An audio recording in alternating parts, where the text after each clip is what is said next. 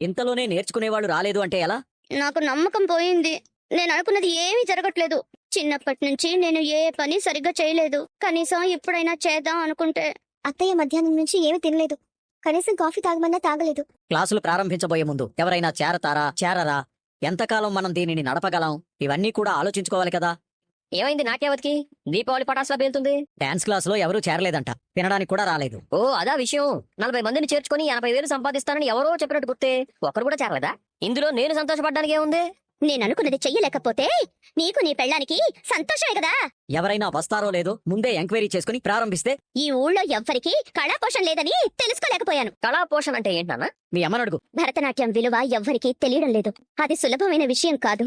అది అందరికీ అబ్బే కళ కాదు. భరతనాట్యం నేర్చుకోవాలంటే అది నేర్చుకోవడం ఎంత పెద్ద విషయమో తెలుసా? అది కూడా ఒక రకమైన డాన్సే కదా, ఎవరు చేసినా వస్తుంది. ఇది పెద్ద విషయమా? ఇదేమైనా కారు తోలడం, పూలు కట్టడం అనుకుంటున్నావా?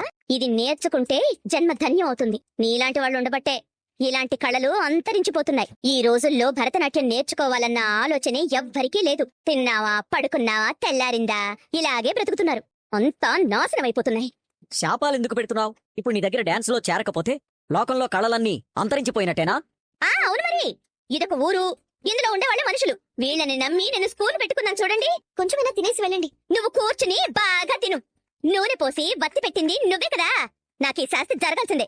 ఏంటదనా, ఏగలు తోలుతున్నావా? మేము నిజంగానే నాట్యం నేర్చుకోవడానికి వచ్చాము. కాళ్లకు గజ్జ కట్టి ఇంట్లో తైతక్కల ఆటం కాదు భరతనాట్యం అంటే.